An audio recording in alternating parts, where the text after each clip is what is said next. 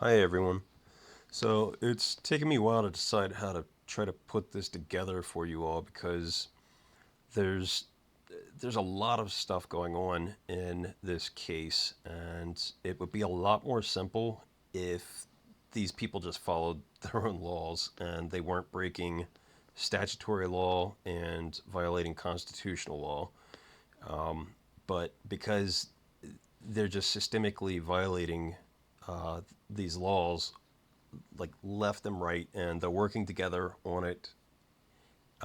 There's just a countless number of things to be pointed out. Now, again, I have to reiterate, I'm not a sovereign citizen. That term is an oxymoron. I actually believe the FBI came up with this concept and put it out there and has agents and snitches putting that sort of like false information out there so that when you get into court, you just sound like you're a nutcase because you haven't cracked any of the code books. You haven't looked at. You haven't done anything. You're following these questionable people online who have never posted a win. Very few of them even post actual cases that they've been involved in. Proving that they're actually doing these things that they're trying to get you to do when you go into court.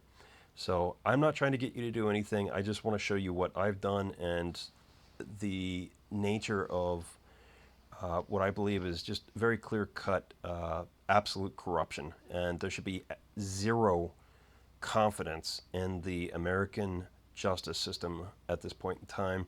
If you cannot trust them to be honest and hold honest hearings for a simple no injury, no damages, alleged traffic matters, then you sure as hell cannot trust them on anything related to your rights.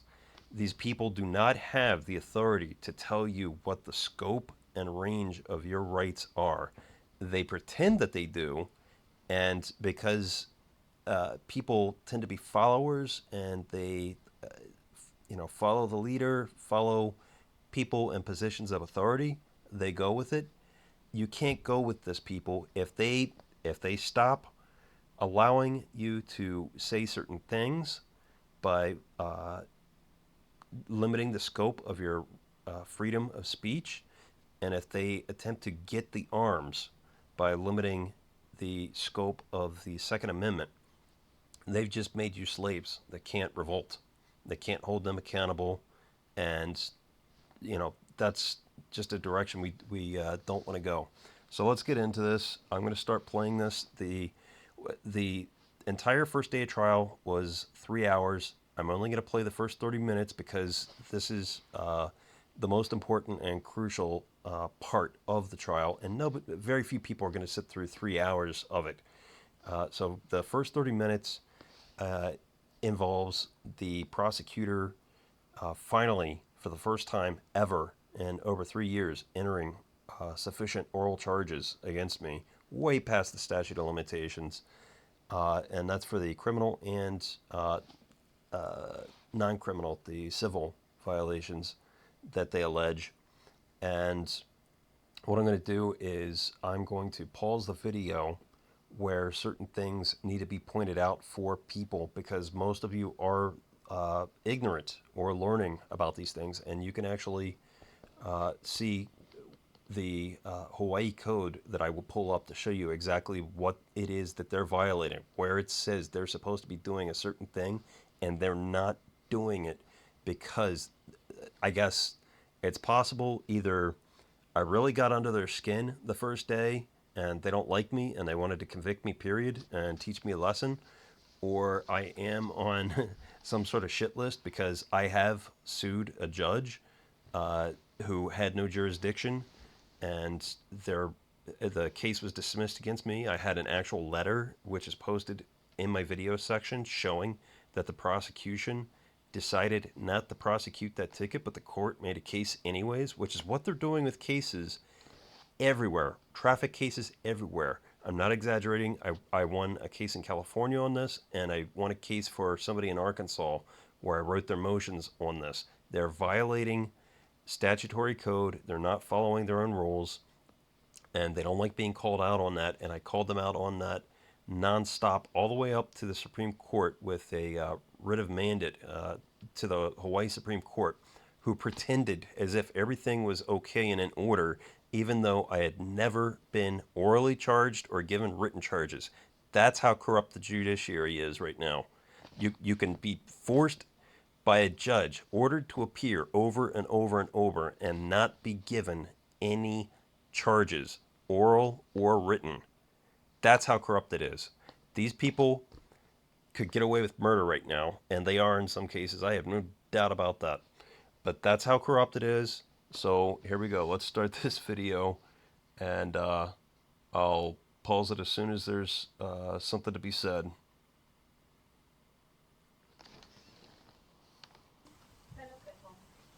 Good afternoon, Your Honor. Linnea Downs, Deputy Prosecuting Attorney appearing for the state of Hawaii in this matter.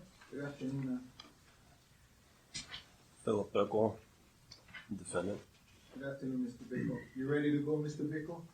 Yes. You ready, Ms. Downs? Yes, Your Honor. Okay. Just so I make sure we're clear, so it looks like on the calendar we have two things on the calendar. One is the license and insurance. The other is the obstructed or no plates, delinquent tax, safety check, and registration.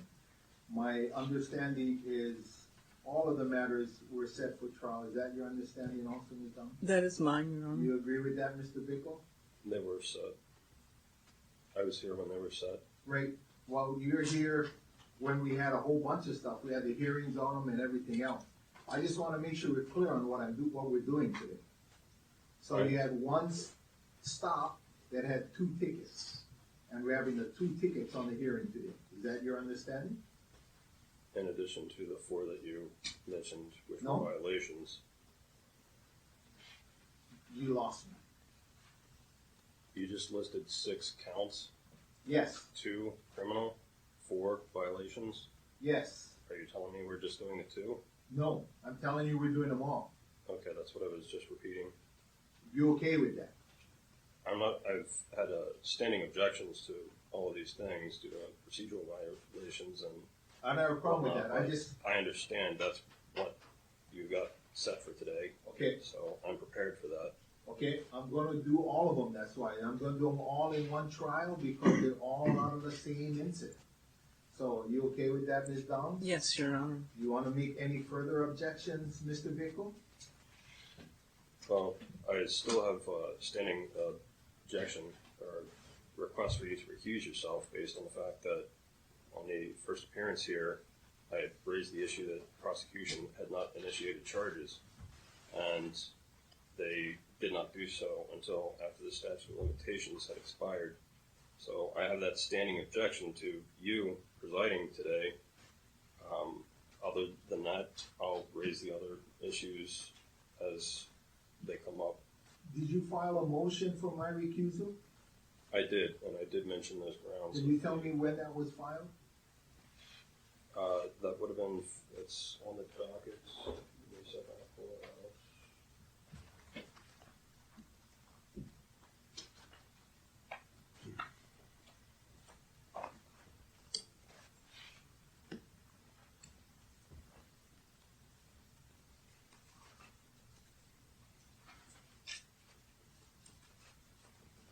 Okay, I see it was filed on January 11, 2018. Give me a minute. Okay, and I already denied your motion. You filed your motion on January 11, 2018. I denied it in a hearing on January 18, 2018. I just want to make sure I've addressed all the other stuffs and we're just ready to go to trial and finish this up. Anything else, Mr. Vick? No. Okay, so you're gonna arraign Ms. Downs? Yes, Your Honor. Under the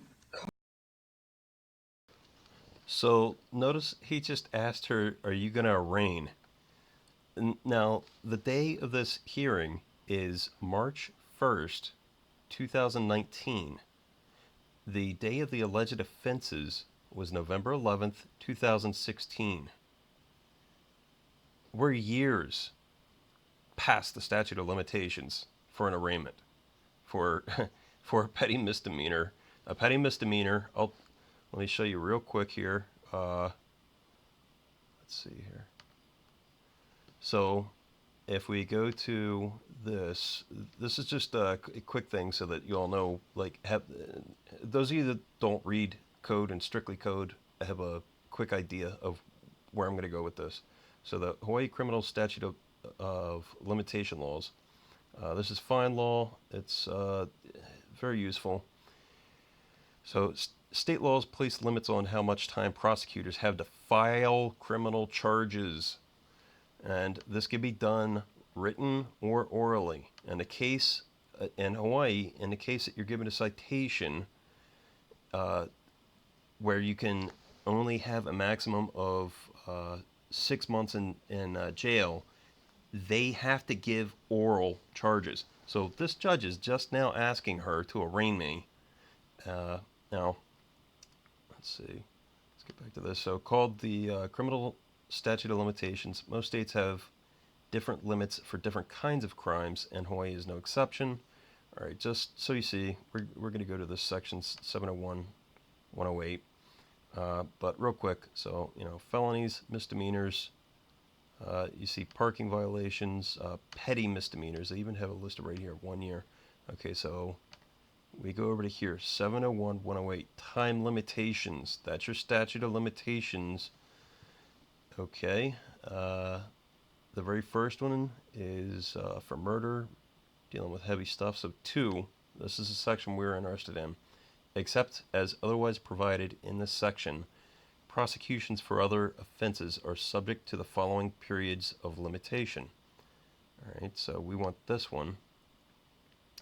A prosecution for a petty misdemeanor, which is any crime that can only warrant 6 months maximum in jail.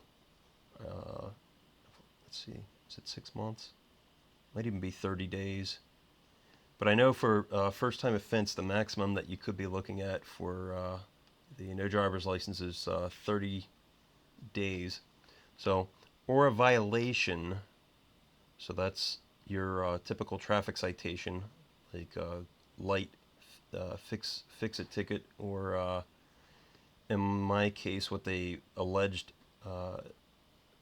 was applicable to me, the state license plates, geez, I'm forgetting some of these things. Oh, having the registration on me, even though it wasn't a registered automobile, and there's a vehicle inspection sticker that goes on, but only for certain classes. I'm going to show you this thing too. The amount of corruption, again, this is just overwhelming, the amount of things that I can lay out for you guys where they're committing crimes. But a violation other than a parking violation must be commenced within 1 year after it is committed. Okay, so everything I'm looking at, if you go and look at my other videos, no driver's license, no insurance, those are both petty misdemeanors. The 4 other violations that were on a separate citation, those other violations are none of them involved a parking violation, so they all had to be commenced within 1 year after it was committed. Let's see. All right, we'll get to these other ones later. Cause number 3DTC 16-005744, on or about the 11th day of November 2016 in Puna, County and State of Hawaii. Philip Bickle did intentionally, knowingly, and or recklessly operate a passenger car of any gross vehicle weight rating designed to transport 15 or fewer occupants and or truck and or van having a gross vehicle weight rating of 18,000 pounds or less without first being appropriately examined and duly licensed as a qualified driver of that category of motor vehicles, thereby committing the offense of driving without a license in violation of Hawaii Revised Statute, if you'll excuse me. One moment.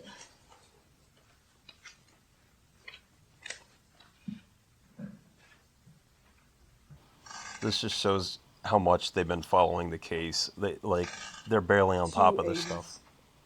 Hawaii Revised Statute 286-102, driving a motor vehicle without a valid driver's license. For the second count under that same cause number, on or about the 11th day of November 2016 in Puna County and State of Hawaii, Philip Bickle did intentionally, knowingly, or recklessly operate or use a motor vehicle on a public street, road, or highway of this state at a time when such motor vehicle was not insured under a motor vehicle insurance policy, thereby committing the offense of conditions of operation and registration of motor vehicles, commonly referred to as no-fault insurance, in violation of Section 43110C-104A Hawaii Revised Statutes as amended. And then for the counts under 3DTI 16016896, on or about the 11th day of November 2016 in Puna County and State of Hawaii, Philip Bickle, then the owner of a motor vehicle,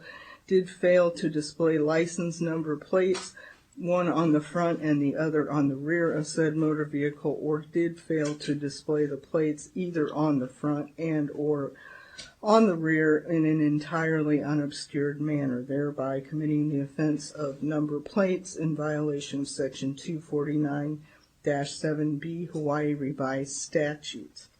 The second count under that cause number, on or about the 11th day of November 2016, in Puna County and State of Hawaii, Philip Bickle, then the owner of a motor vehicle, did operate the motor vehicle on a public highway when the vehicle weight tax due and owing was delinquent, thereby committing the offense of delinquent vehicle tax in violation of Section 2492 Hawaii Revised Statutes as amended.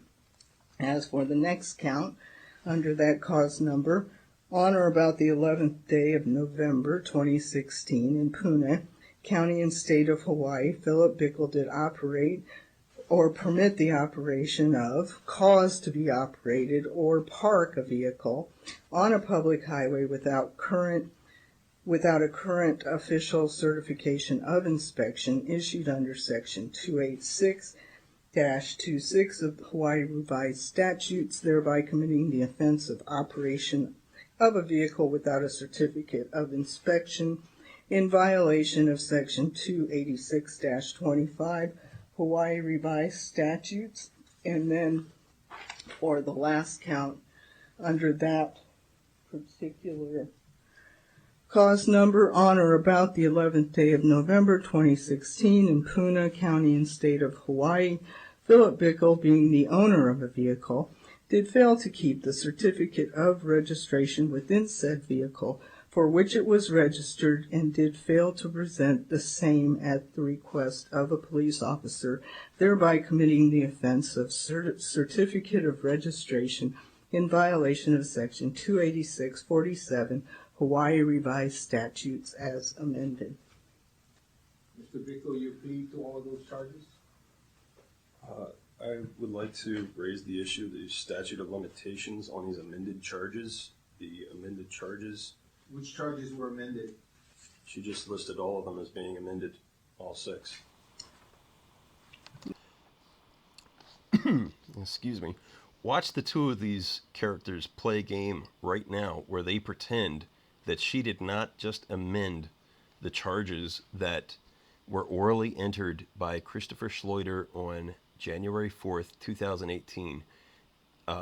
That video is posted. It's Judge Freitas ignores statute of limitations. That's another point where I raised that issue, and he didn't even respond to me. He just completely ignored me. But during that hearing, Schloiter entered the alleged criminal charges. They were insufficient. He didn't do them properly. And the thing is, what he entered was different than what this prosecutor, Lanega Downs, just entered. So that means they're amended. Now, listen to what these 2 do to pretend that she didn't just amend the charges here. No, I listed them as Hawaii revised statutes as amended. Right? She didn't amend any of the charges. She just referred to them under the Hawaii revised statutes and any amendments that may have been in the Hawaii revised statutes. On January 4th, 2018, Deputy Prosecutor Christopher Schloiter entered oral charges. I have a certified copy of those oral charges right here. Right? Those oral charges are different than what she just entered. She has amended them so that, What has she amended? Can you be specific for me? well, let me describe exactly what has happened there.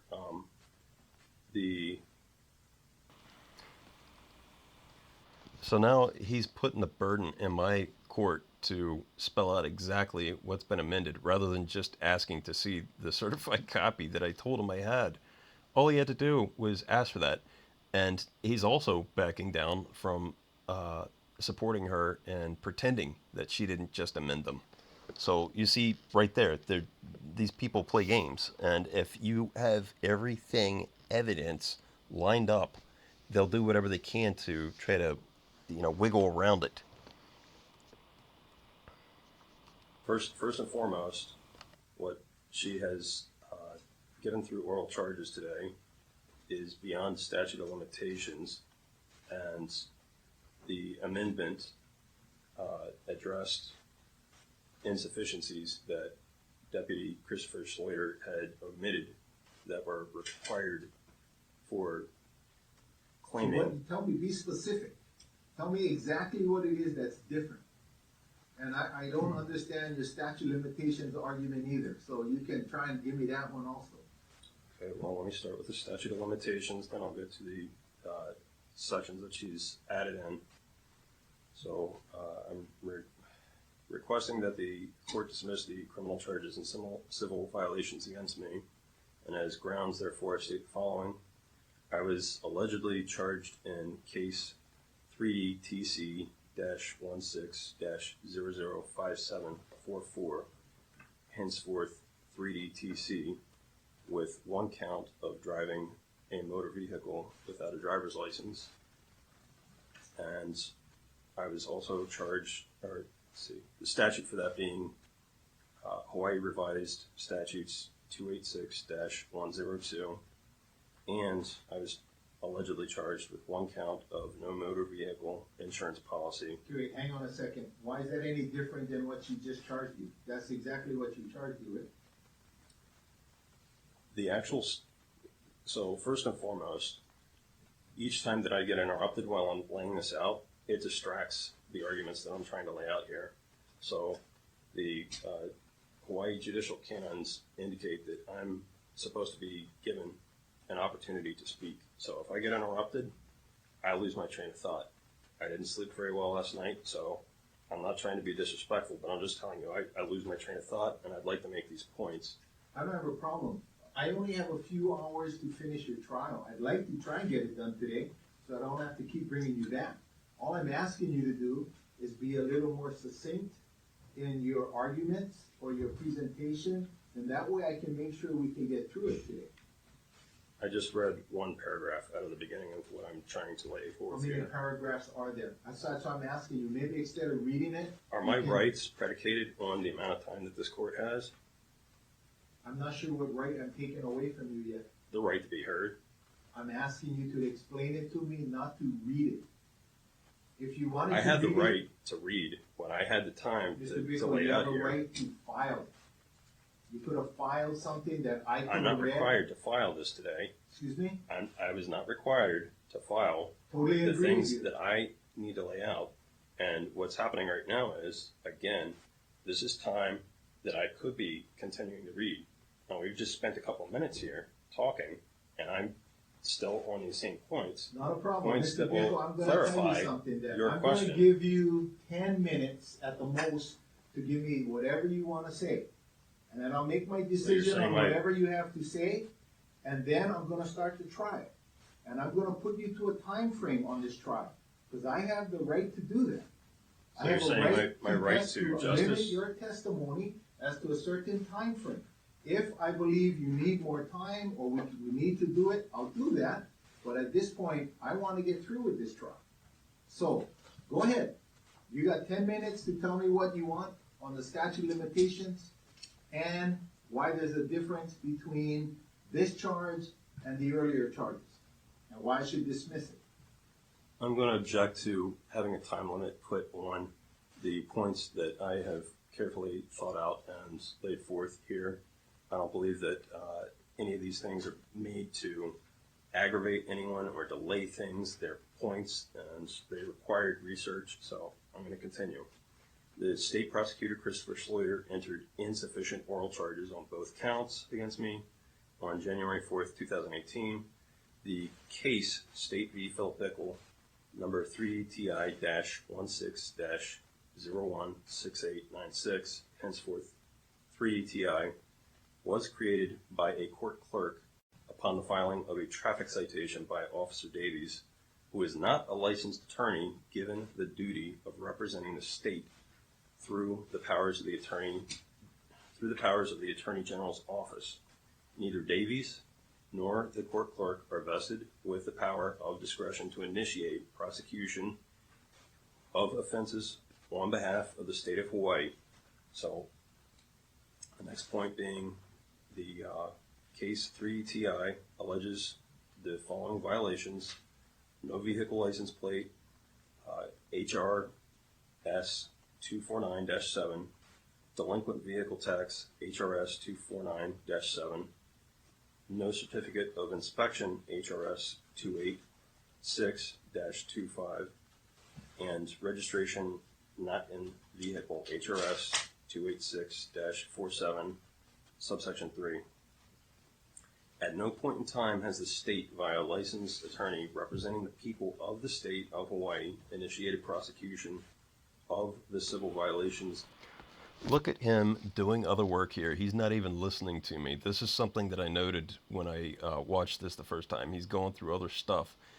Every single time I took the time to read something that I had to research and put together these thoughts and the code. These jerks don't give me the time of day. They don't even listen to me. He's not looking at me. He's not settled. He's not paying attention to me. Now, God only knows what this other thing is, but I guarantee you it has nothing to do with my case. And case 3DTI, until today, when those oral charges were read, far beyond the statute of limitations. The statute of limitations for these petty misdemeanors and violations is 1 year. Based upon the date of the alleged offenses, the statute of limitations on all counts expired on November 11th, 2017. So these particular objections to both cases are documented from the outset on these same grounds that the prosecution failed to commence prosecution of the offenses. The state prosecutor did not initiate prosecution of the criminal offenses until January 4th, 2018, which is 54 days after the statute of limitations expired on all counts for case 3DTC.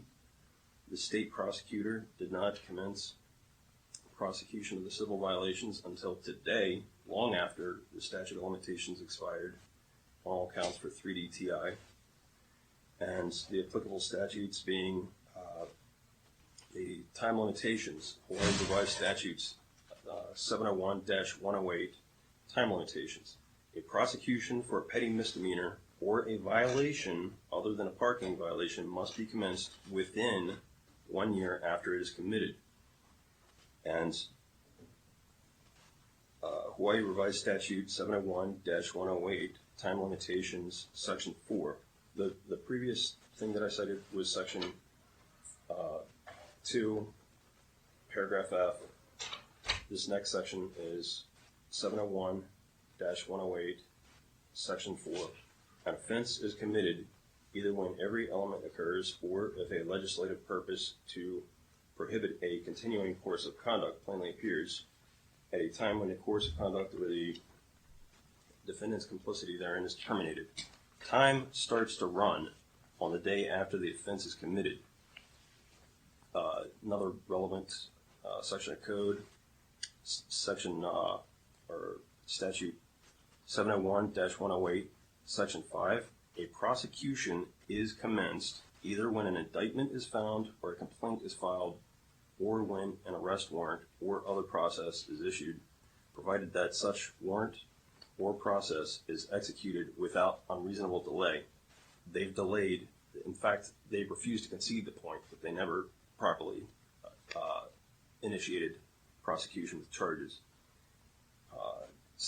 Hawaii Revised Statute 701-108, the period of limitation does not run, and this is section 6, paragraph A, during any time when the accused is continuously absent from the state or has no reasonably ascertainable place of abode or work within the state, but in no case shall this provision extend to the period of limitation by more than 4 years from the expiration of the period of limitation prescribed in subsection 2. And we come to Hawaii Revised Statute 701-114, proof beyond a reasonable doubt. Part 1. Let me pull this one up for you guys real quick. I didn't remember everything, and I haven't. Let's see. I haven't listened to this already because it's long. 701. Shoot, what was it I just said?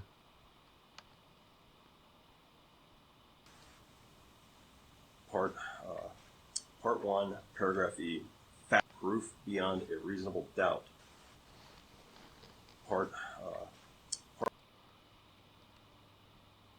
Sorry. Shoot. There we go. Okay. Part 1, paragraph E, facts establishing that the offense was committed within the time period specified in section 701-108. That's something required that the prosecution has failed to enter at every single point. So the issue for this court's determination is whether the state... In fact, they never entered this. At no point in time did they provide facts establishing that they entered charges during this time period. They also never entered any facts establishing jurisdiction. There was no jurisdictional statement, and the state of mind was not properly entered for the crimes. They added essentially wording from a new charge, which is reckless, in the two things. I'll address this in a separate video with part of my filing for this hearing. Commenced prosecution before the statute of limitations expired. To make this determination, several questions must first be answered. When was the alleged crime committed?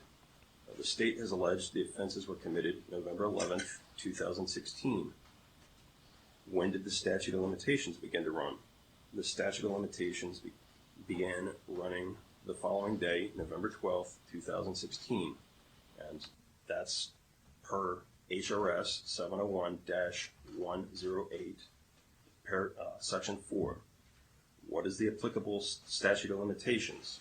The statute of limitations on the 2 petty misdemeanor counts and on the 4 civil violations expired November 11th, 2017. When did prosecution commence? At the time that the oral charges were entered in court on January 4th, 2018, I had not had a warrant issued for my arrest, nor was I served with a summons for these charges. Hawaii Revised Statute 701-108, Section 5 states that in such a situation, the prosecution is commenced when other process is issued, but provided that such warrant or process is executed without unreasonable delay. The state prosecutor entered oral charges for Case 3 TC on January 4th, 2018, 54 days, just shy of 2 months. I'm not paying attention. I'm doing other stuff. Yeah, watch this guy throughout this whole thing doing other things while I'm making arguments here. After the alleged offenses, after the statute of limitation had run for the alleged offenses, the state entered oral charges for the case 3DTI today, also well past the statute of limitations. So was the delay unreasonable? In absence of the proof required by subsection 1, the innocence of the defendant is presumed, and that's Hawaii Revised Statute 701-114, Section 2. The state has the burden to prove that the prosecution is not barred by the statute. Hawaii Revised Statute 701-114, Section 1, Paragraph E. So, at no time after the seizure by Officer Davies have I been absent from the state. At all times since the seizure, the state has had my address. At no point in time in the past 14 to 15 years have I been employed due to chronic health issues. I have mailed and received communications from District Court in Hilo, the Hilo Police Station, and the prosecutor's office in Hilo. I did not waive the statute of limitations. I made 9 appearances in court before the November 11th, 2017 statute of limitations expired. The following prosecutors made appearances before the statute of limitations had run: Evan Smith, Brianne Larios, and R. Winston Albright. Not one of them entered oral charges or set hearings to do so. There are no reasonable grounds and facts that the prosecution can provide under Hawaii Revised Statute 701-108, Section 6, to explain the delay in the presentation of oral charges. Now, the issue of the amendment of the charges, the specifics are that... How much more do you have, Mr. Bickle?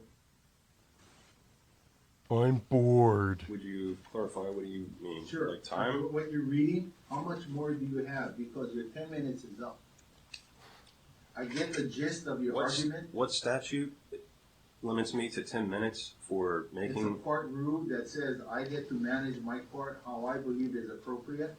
There is also a rule that requires you to file motions in writing. I just want to know how much I can read, Mr. Bickle. I don't want to listen to you read to me. You have to come in and off the cuff be able to talk to me. Otherwise, I'm not going to sit here and listen. That's exactly what this guy's response is. There's nothing stating that somebody can't go in there with things written. He's just being an asshole. I do not need you to read a document to me. Oh, yes, he does. The very first filing I made, a motion to dismiss, was handled by Judge Udovic, who lied to my face. He looked me right in the eyes, told me he read it. 2 times throughout the hearing, he told me he read it. And then when I asked him if he knew about 2 letters that I wrote to the DA, which I had actually, I didn't mention this, but I had actually physically attached to that motion to dismiss, and I referenced in 5 out of 15 paragraphs of that motion to dismiss. That judge had no clue what I was talking about. He said, I don't know what you're talking about. I don't have these letters. And I told him they should be attached, and then he found them. And so, yes, these guys have to have it read out to them because they will not read it. They'll have a clerk read it, if the clerk even reads it. They'll skim these things, and they make up whatever they want to make up because there's absolutely nobody holding these people accountable in Hawaii.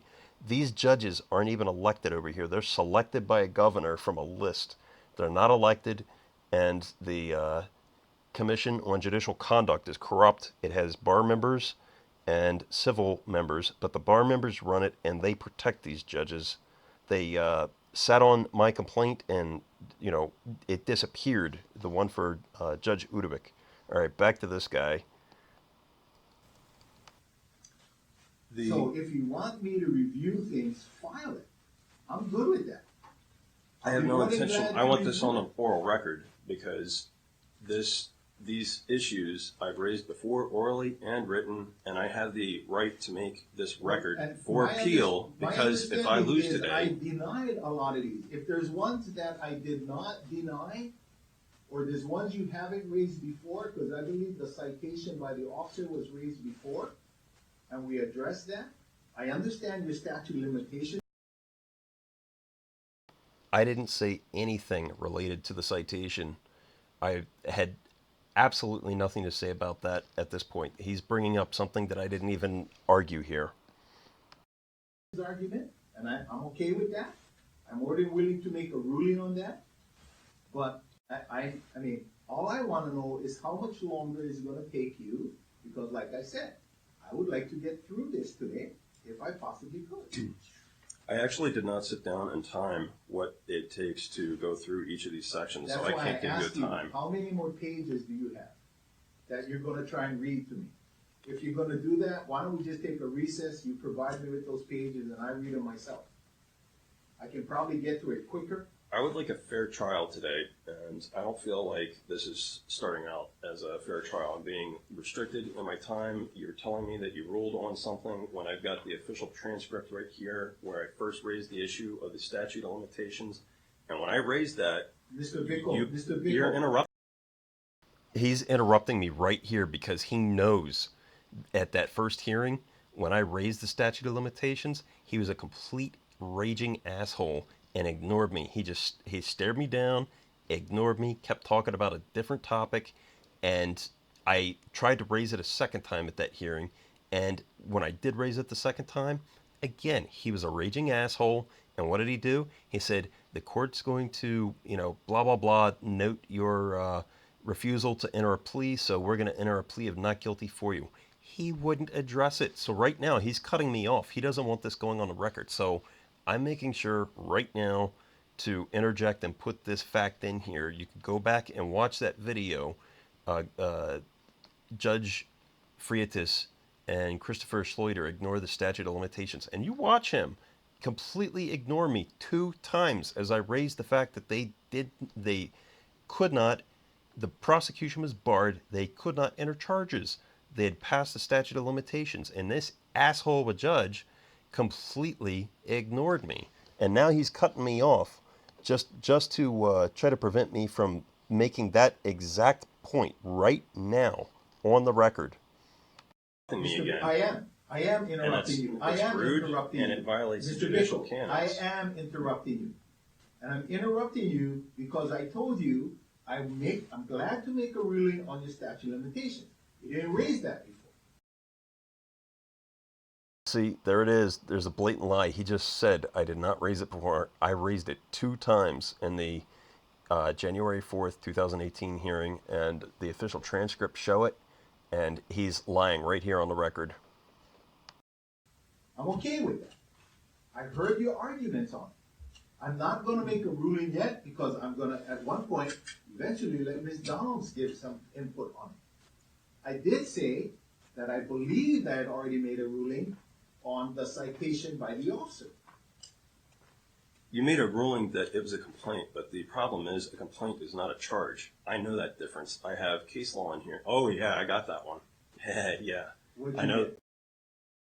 Now, I'm going to replay this real quick, but there's a very short clip I already put out that the judge was cornered. A complaint is not a charge.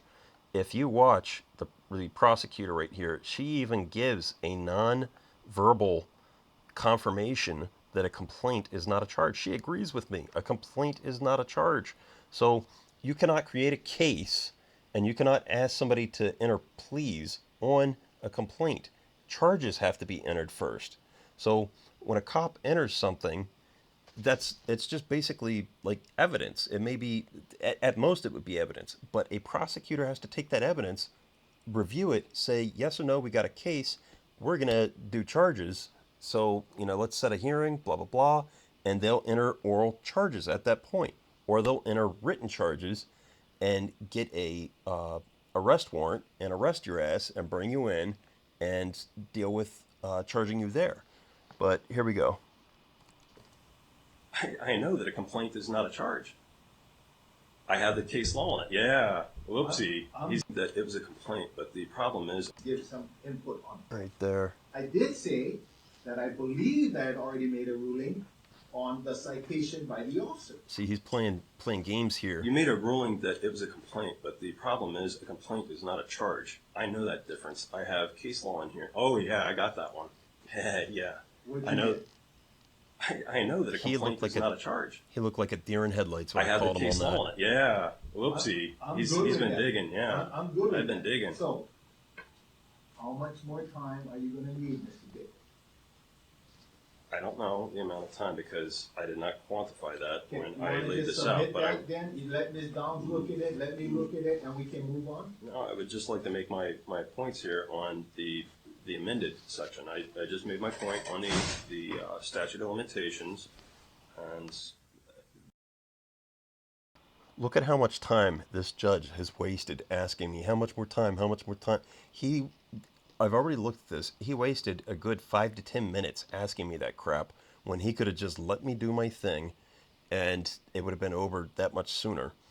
And again, they wouldn't read what I gave them. I already know how this works, which is why I kept making a point. I just wanted to get it entered into the record. we probably actually used up about 5 to 7 minutes just talking like this, where I No, could have not been really, laying out my because arguments. I waited until 10 to talk to you about it. I wanted to make sure I give you time to, like I did, I told you I would, the 10 minutes. So, what else? So the only other thing you have to talk to me about is the amendments then.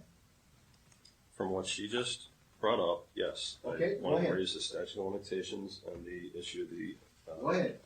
amendments. So these amendments are being made also well after the statute of limitations, as was just laid out, and the amendments include specific material elements that were required that Christopher Schloiter failed to do when he first entered his charges that were beyond the statute of limitations. So what Christopher Schloiter had entered was, let's see, he had entered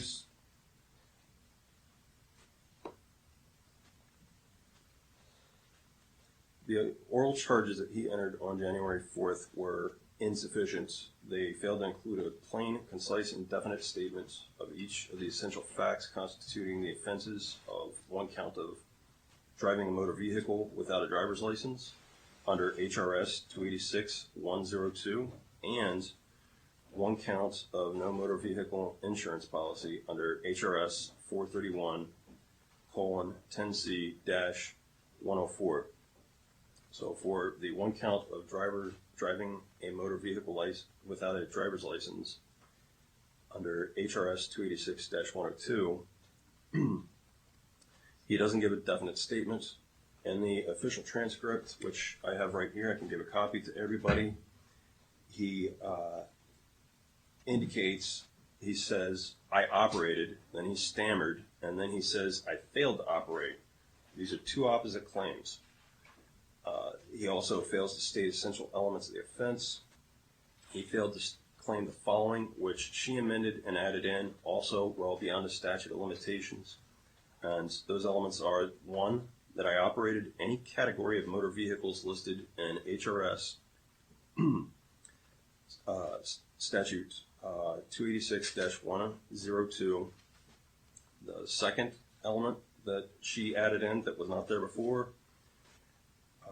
that I was not first appropriately examined and duly licensed as a qualified driver of that category of motor vehicles. And a third element that she added in that was not there before was not accepted by statute from the driver's licensing requirements. These are all elements of that offense that are required to be stated. See State v. Matatui, 81, Hawaii, 76, 912 Pacific, 2D 573, 1996. Now, under the one count of no motor vehicle insurance policy, Hawaii revised statute 431:10C-104, for the alleged oral charge of violating that section, Schloiter also failed to give a definite statement, and additionally failed to claim the following required element, which she added in today,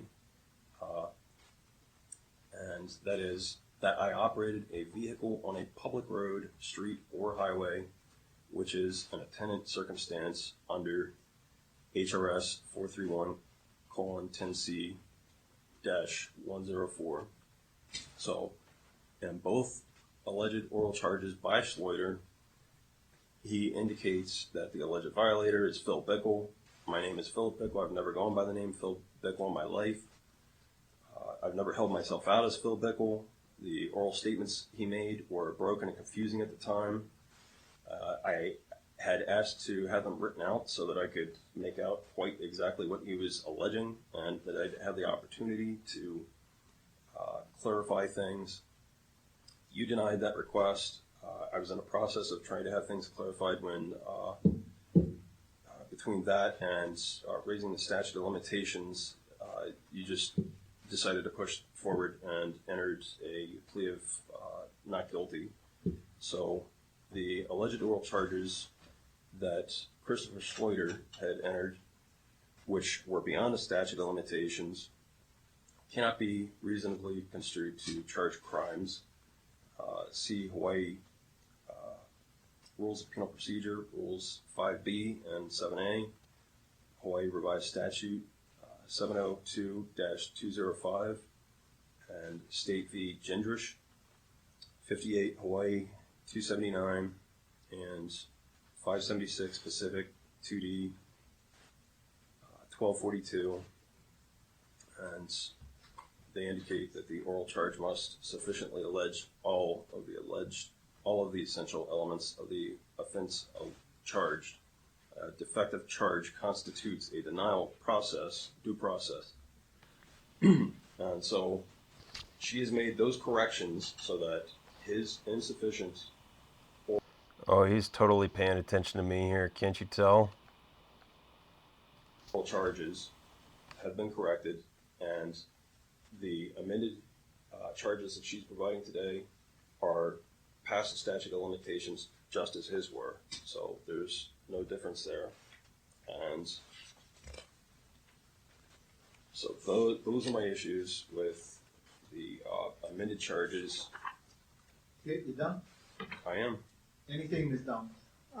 Your Honor, I would ask you to take judicial notice of the citations, the fact that they are prosecutions initiated by complaint, as they even say so. Further, I have no more to say. All right, what she did right here was commit a fraud upon the court. The citations are not prosecutions. Cops cannot prosecute, period. They're not prosecutors. They're not prosecuting officers. There's plenty of cases on this in Hawaii and elsewhere. They're not licensed to practice law. They cannot enter charges. The authority to enter charges comes from the Attorney General's office, and it trickles down to the county prosecutor offices. The sheriff's department employs the cop, not the prosecutor's office. And so what she did right there was she committed a fraud upon the court, and she lied to keep this proceeding going forward. She probably couldn't think of any other things to say. The citations do say on them that they're a complaint, but you could type anything on there. It doesn't make it legally so. That's not a true complaint. It's the courts are playing fast and loose with this stuff so that they can make a shit ton of money off of the public. And let's get to the end here because I got other commentary. Okay. According to Rule 7, the complaint is a citation when issued by an officer. All right, so this we're going to look at right now immediately. So he's talking about Rule 7. That's this, Rule 7, the charge. Now, he's completely full of shit.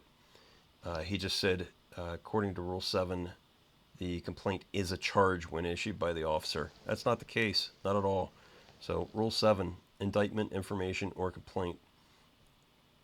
So the charge against a defendant is an indictment, a superseding indictment, an information, or a complaint filed in the court, provided that in any case where a defendant is accused of an offense that is subject to a maximum sentence of less than 6 months in prison. That's my case. These are petty misdemeanors we're dealing with. And is issued a citation in lieu of physical arrest pursuant to Section 803-6B. That's any traffic stop where you're issued a citation and they let you go. They did that with me. So this is also the case of the Hawaii Revised Statutes, and summoned to appear in court. I was never issued a summon.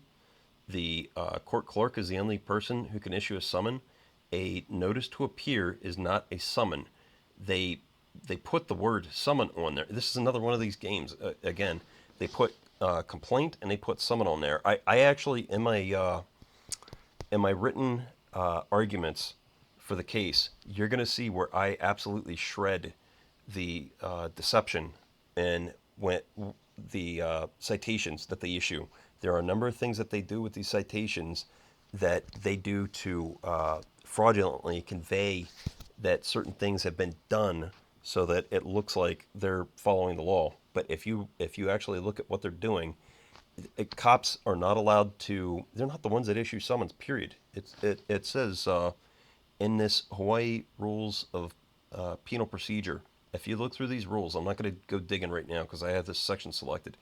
If you go digging through these, it might even be like Rule 10. It's real close. It specifically states only the court clerk can issue a summons. So they did not. They failed to summons me properly and lawfully.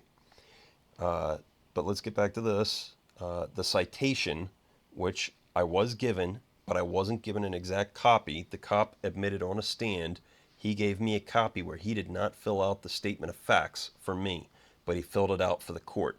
So he did something breaking the law right there. They're not allowed to do that. They're not allowed to change evidence after the fact. So when they issue that to you, it's supposed to be an exact true copy. When he filled that out after the fact, he was tampering with evidence. All right, so the citation, again, I was handed that, but it wasn't really truly a citation. Not the one that he filed with the court. And an oral, here it is, oral recitation of the essential facts constituting the offense charged as set forth in Rule 5B1 shall be deemed the complaint. Do you read that? So if you're issued a citation and they don't do oral charges, they cannot deem that you've been given a complaint. In this case of where you're dealing with petty misdemeanors and situation where the maximum sentence is less than 6 months, they're required to do two things for you to be considered to be given a complaint. And they didn't do either one. And if somebody wants to be a total hard ass and be like, you pretty much have most of it with citation, okay, well, nobody, not one of these lawyers, read oral or gave oral charges, oral recitation of the facts until January 4th, 2018. That is over a year past the statute of limitations. January 4th, 2018 is past November 11th, 2017 by more than a month. And then the fact that the alleged oral charges that Christopher Schloiter entered, they weren't sufficient. And being insufficient means it lacked essential facts. I laid these out earlier in this video, the essential facts that he failed to enter. And this Lenega Downs, she corrected that for the most part. But there's no complaint. So when Judge Freitas claims that the citation was a complaint, he's completely omitting this requirement right here for Rule 7. That's a requirement. The word and is conjunctive. You need this and this. The word and is not the word or, where you would need this or that. This is pretty simple, people. It's very simple if you read what this is, but they know most people don't read this stuff. So here it is. I'm breaking it down for you. The Rule 7 of the Hawaii Revised Hawaii Rules of Penal Procedure. And then as far as the statute of limitations, your matter, I don't think I just changed the focus of this, which means you guys didn't get to see what I was reading. All right, I was reading this section here. I'm going to do this real briefly. I'm not correcting this video. I'm too tired. There's too much work goes into editing. I'm just not doing it. Okay, maximum sentence. You can read this. You can pull this up yourself if you do a Google search for Hawaii Rules Penal Procedure, and you'll get this PDF. Go to Rule 7, and you could see this section here. Okay, so here's that section, the citation and an oral recitation of the essential facts. That's the charges. Did I not change the focus again? I didn't. Holy cow. All right. All right, just Google it. Google Hawaii Rules of Penal Procedure, Rule 7. You read this section. There's the citation. Here's the oral recitation. And here's a part saying, only under these circumstances has the individual been given a complaint. All right, let's change the focus back. I'm an idiot. Tired. I agree, your matters commence from the date that your citations were issued. And we've been coming through court for the last several years trying to get through this. That's not an argument. Coming to court for the last several years is not an argument. They forced me. He's ordered me. If I didn't show up, they would have issued a warrant for my arrest. And failure to appear, I think, can carry up to a year maximum sentence in jail. So they were threatening me with stiffer penalties to show up. And that's, having these hearings for a year is not an argument. The only thing that he's allowed to argue here is things adhering to the codes and the law. And he claimed that everything was initiated the day I was given a ticket. Well, the statute of limitations was initiated that day, but not the charges. The charges are separate. The charges are tied in with the speedy trial. Until you're charged, you don't have a clock ticking for your speedy trial rights. Prior to that, there's nothing to tie the clock into. The charges are what they tie that into. But he pretends here, I believe it's this section, he pretends that the two tie in together somehow. It's as if the rules are intertwined or something. The citations, or I should say the statute of limitations, does not say when it must conclude. It just says when it must commence. I'm going to find that both of them commence from the date of these citations being issued. We've been proceeding through these ever since then. So I'm going to deny both motions at this point. Oh, that was for the statute of limitations. Also, under Rule 7 of the Hawaii Rules of Penal Procedure, amendments may be made anytime prior to trial. Okay. Now, what he just did there was he pulled something out that doesn't apply. Amendment. Let's see, make sure that's right. Okay, so Rule 7, Section F, amendment, right here. The court may permit a charge other than indictment to be amended at any time before trial commences if substantial rights of the defendant are not prejudiced. My rights are prejudiced. He's violating my right not to have them filing these charges a couple of years after the statute of limitations ran. He knows exactly what the rules are for how the statute of limitations has its own separate section on how it runs, and the the section that I've got selected right here, this is Section 7, Rule 7 Amendment. Okay, this section does involve a violation of my rights. I had the right to know the nature and the cause of the proceedings. The cause, okay? That's what the charges are. That's the cause.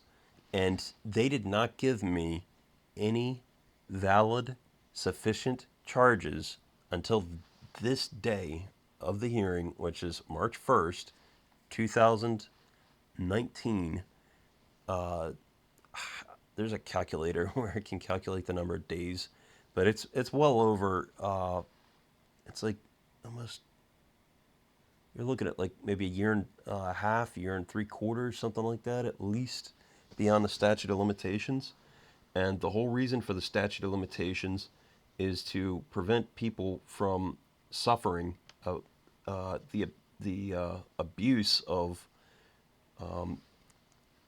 courts coming at them with stale charges and with witnesses that can't remember what actually occurred. And that actually happened at two of the hearings, at least two or three, and it may have been something planned and discussed with the prosecutor and the cop. I wouldn't put it past him.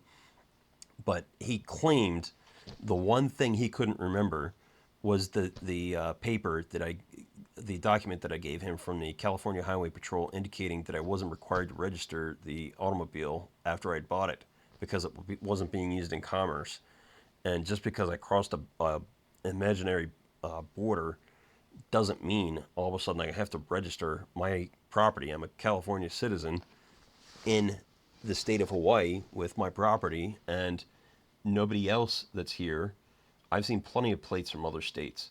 They don't harass people with plates from other states. But if you come and you don't have a plate and your state tells you you don't have to have that plate if you're not engaged in commerce, this state will harass you. Hawaii will harass you. And more than likely, every other state will harass you too, because these courts are involved in a racketeering scheme. So, let's see. Change the focus, get back to him briefly. Okay. You want to enter your pleas at this point, Mr. Bickle, or you want me to enter it for you? I'm under duress, and I will enter a plea of not guilty. Thank you. Okay, you're ready to call your first witness, Ms. Dawn. Yes, Your Honor, I'd call Officer Clarence Davies or Sergeant Clarence Davies. All right, we'll wrap that right there at least. That part's done. So, let's see. Go back to the code section briefly. So, yeah, you guys need to read these things. The state that you're in will have rules for penal procedures or criminal procedures. It's going to be named one thing or the other. They're actually extremely informative, and you can catch where these people are violating the law left and right. And in some cases, they'll actually specify that if a prosecutor doesn't do a certain thing, it's a misdemeanor or whatever. And that's what I used to really put the fire to the feet of the prosecutor in the other activist case in Arkansas.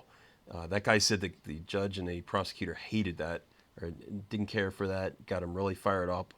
So they don't like to hear when they're committing crimes. Let's see. Here we go. Okay, so this is important. The arraignment and preparation for trial. These are slightly separate, but I just want to quickly comment on them. See, right here, summons.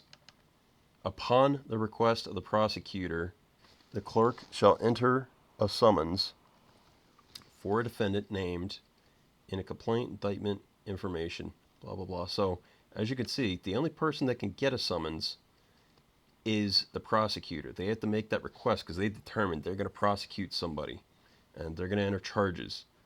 And it's the clerk that issues the summons. Now, a cop can serve the summons. Here's where we get into you have to be very careful. Words all have meanings. And this is why they've been able to abuse us and extort tons of money from us. people aren't paying attention to words, and they don't realize that some words are actually legal terms, which are like variables. In algebra, it's the same thing as, say, x equals 1 or y equals 2. That x or that y is a legal term, and it can be made to have a value other than itself. So it doesn't have to be x equals x. You could have x equals y. And many of you that have tried studying this stuff, you understand the word driving has always meant someone employed in transporting goods from one place to another. That's what Black's Law Dictionary had all the way up to about the 4th or 5th edition when they changed it over because they realized that was a simple text people were getting their hands on and calling them out on the fact that they were violating our rights, the right to travel. Anyways, this case, you could see basically how they play games. Both of them play games here to get me to a point where they could just push forward. And you saw where the judge cut me off when I was going to call him out for ignoring me when I raised the issue of the statute of limitations. He cut me off in this hearing. He repeatedly interrupted me as I was trying to make my points, and he just wanted to do a quick ruling and get things over with. And I also believe that at this hearing was when they decided they wanted to make or get me to enter written arguments because, one, he didn't want to sit through it, and two, he could claim he read the entire thing when he didn't necessarily read the entire thing, and three, it kept my kept certain very, very big issues that I raise off of video. And a lot of people like seeing the courtroom video, but when I go to comment on these things on my text, I'm just not gonna get as many hits. People don't want to look at text, and I don't know, maybe I'll figure some way around that to get people's interest so that they could see that things such as these vehicle inspection stickers, they're not required. They are not required for the vast majority of automobiles on the road. Let me see if I can't find that statute real quick so I could show you guys, because I don't know when I'm going to make another video. This stuff just gets exhausting. Give me a second here. I would pause it if I could, but this type of audio recorder doesn't allow me to simply pause. I have to stop and then start a new recording. So here, 280, is it 286? Oh, shoot. I don't know if it's 286. There. Okay, so this is one of the things I was hit with as a violation. All right, now this is absolutely huge. They're raking in millions from people that aren't actually subject to this. So there's these little white stickers. They have a month and a year on them and some other info, I guess, but they go on your bumper over here in Hawaii. And basically, if a cop sees you without one, they're going to stop you and ticket you. The cops, you're actually breaking the law. Here's why. So let's read this. Operation of a vehicle or moped without a certificate of inspection. Whoever operates, permits the operation of, causes to be operated, or parks any vehicle or moped on a public highway without a current official certificate of inspection. Ah, jeez. Did it again. Here. Alright, so you guys can back read this. Just pause the video. I'm going to keep reading. Without a current official certificate of inspection issued under Section 286.26, this is the critical thing, shall be fined not more than $100. All right, so if we don't look this up, it may sound like every single vehicle has to have this certificate of inspection. But let's go ahead and look up this section. What does this section say? Because it's only the official certificate of inspections issued under this section that they have to have. So let's go look at it. Here it is. I guarantee you they had to be shitting bricks behind the scenes with all the stuff I was bringing up. They'll just like get this guy out of here, punish him as best as you can so he doesn't want to deal with this, but get him out of here. Here's the section, certificates of inspection. The following vehicle shall, that's mandatory, doesn't say may, shall be certified as provided in subsection E once every year. Now, these are all legal terms. I'm going to have to pull it up real quick too so you guys could see this and understand why this doesn't apply. I know exactly where to go for this. 286.2. Alright, so this is the definitions section. Alright. See, 286.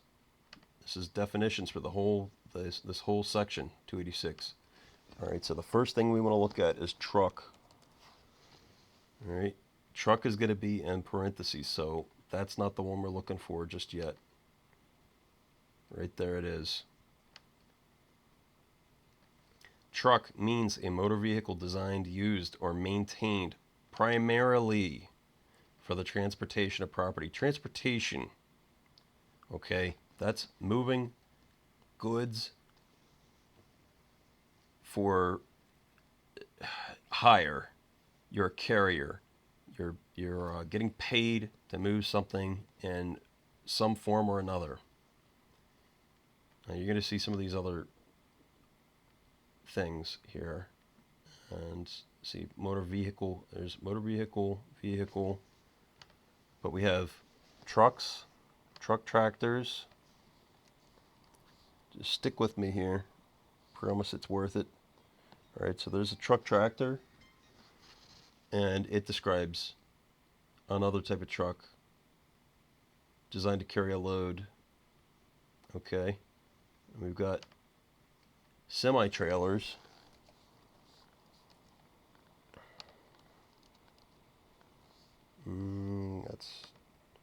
Is that in here somewhere? Might not be in here. There it is, semi-trailer. Okay. See, these are each types of motor vehicles. And then pull trailers, they're in there too. Stick with me. Okay, so here's pull trailer. Read these definitions on your own. But you can see each of those is defined. But guess what? We're only talking about these things if they have a gross weight more than 10,000 pounds. Does your daily driver, as people, the layperson would call it, does that weigh more than 10,000 pounds? No. Your typical so-called truck, not a legal definition truck, but a truck is a half-pound or a half-ton truck. You're looking at maybe like 5,000 pounds. Okay, what I had is definitely under that. The cop witness and my DMV evidence both showed it was less than this. So I did not fit under this category. The second day of hearings, I'll put that up at some point, but the prosecution didn't even try to rebut a single one of my arguments. They just submitted under the evidence that they had submitted, and obviously the judge ignored this because if they acknowledge this, whoops, there goes some, God knows how many millions of dollars because they can't enforce this against people. All right, so let's keep looking at these automobile or motor vehicle types. Buses. Bus. Okay, so there's a bus. See, that's defined. Rental, or you drive. These are in there. Taxi cabs are in there. Mopeds are in there. Okay, people, let's look at something that's not in there. Look at this. Okay. Now, even then, this is if we were going to just pretend that transportation didn't mean the business of moving people for hire. So this is like an Uber. That's what this would be. But if we were going to pretend and play their own game and treat this as if it doesn't mean what we all know it means, that it's an active business, let's say that this did include people that weren't engaged in business, just for the sake of argument. Okay. Do you see passenger car listed as one of the types of vehicles required to have that? Let's do a quick search on it. Is it in here? Oh no, it's not in here. Wow. How many people in the state of Hawaii are putting certificates of inspection on their alleged passenger cars, and it's not even listed as one of the categories of vehicles required to have it? How many people are doing that? Are you doing it? I guarantee you're doing it. There's very few people rebelling against this right now. Very few. And it's because the courts are corrupt. They'll screw you.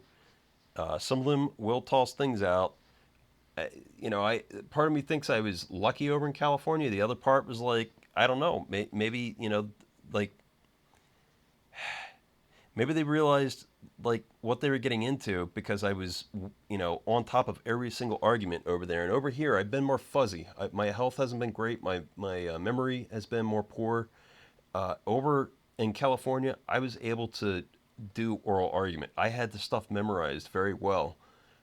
My memory has not been great, and it's coming back to some degree. But folks, it doesn't take a good memory to read this and see that a passenger car is not included in the type of automobiles required to have certificates of inspection. So cops, every single cop in Hawaii that watches this, you could say, well, he's not a judge. Yeah, I'm not a judge. You don't need to be a judge to read. I'm sure most of you did school. That's where we all learned to read, right? You know how to read, I hope. So, this issue of just following authority to follow them is not working. It's allowing corruption to just fester. And I know there are cops out there that, think that they're following the law, they're doing the right thing, or trying to do the right thing, follow the letter of the law. But unless you're actually reading it yourself, you don't know if a lawyer, a bar member is lying to you. And guess what? Most of them are. Most of them involved in the traffic related thing, traffic court, are lying to you. Both on the defense and on the prosecution, and the bar member sitting there in that judge's seat. They are flat out lying to your face. And I know what they're doing. Most people don't take a lot of these context into consideration. Cops are scared of lawyers. That's why they will ask people on videos, are you a lawyer? Because they're scared of lawyers. They know that lawyers will successfully win things. They've also been, many of them have been filtered. They've been filtering the intelligence so that these people aren't necessarily as intelligent as they could be. The intelligence of cops has probably dropped over the years due to these filters. The cops just, they don't want to face a lawsuit by lawyers. They're scared to death of that sort of thing. Nobody wants to face it. Doctors don't want to face it. Anybody that has a license to do things, has a typical profession, they don't want to face it. It's a scary prospect. What's that tell you? We live under legal tyranny. These people are tyrants. Every single state needs voter initiatives set up by the voters, banning all lawyers from government positions, every single one. They need to ban the Bar Association from each state. There used to be a separation of powers, but with lawyers sitting in the executive branch, the judiciary, and the legislative, they've breached that. They work together for their association, and there is no separation of powers. So you're not going to get out of any of this stuff by, trying to vote in new politicians or anything like that. You need to do voter initiatives that will change the voting process so that it goes back to paper ballot and it's managed where there can't be as much fraud. You need to have voter initiatives to bar all lawyers, just like the original 13th Amendment for the United States Constitution did. Bar them, ban them from the government. They can never hold a government position ever in their life, especially if they've been a lawyer. It's done. They're an oppressive class. They've established themselves as an oppressive class, and they use their intellect and absolute lack of morals and scruples to pit people against one another. It's the Hegelian dialectic. It's the same system. It's the adversarial system.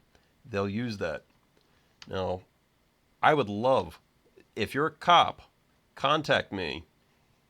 Contact me on this video. Tell me how I'm wrong with my interpretation of this. I know I'm right. I have no problem with reading things.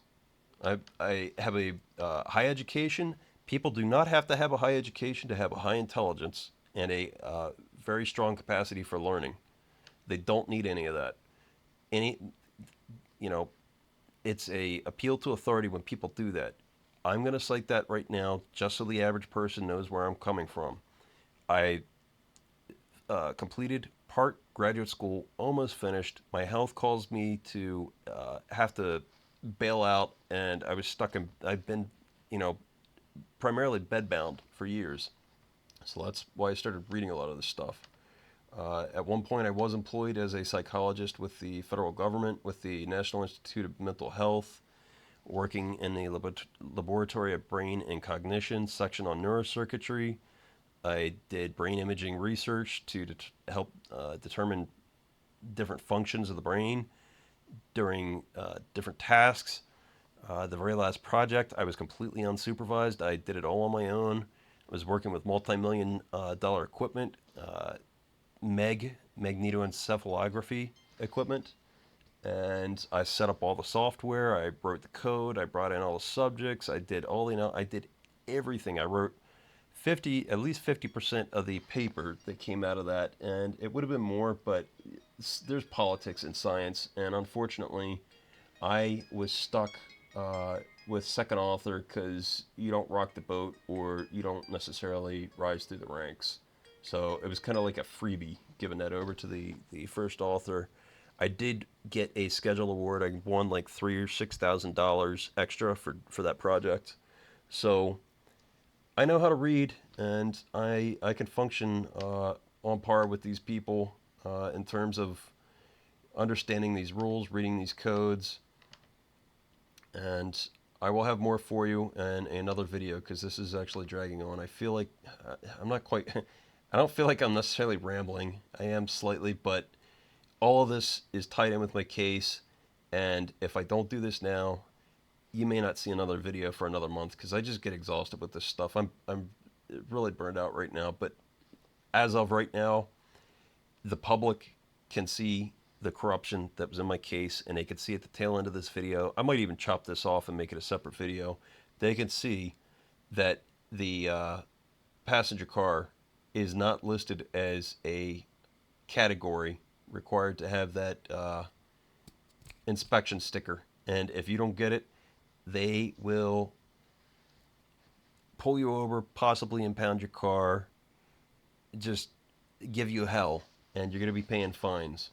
And if you try to make these arguments, they'll treat you like you're a mental defective, like you don't know what you're doing. They'll just pretend and just go right over you because the judges and the prosecution in Hawaii are basically a mafia. They're completely and utterly corrupt. So that's that.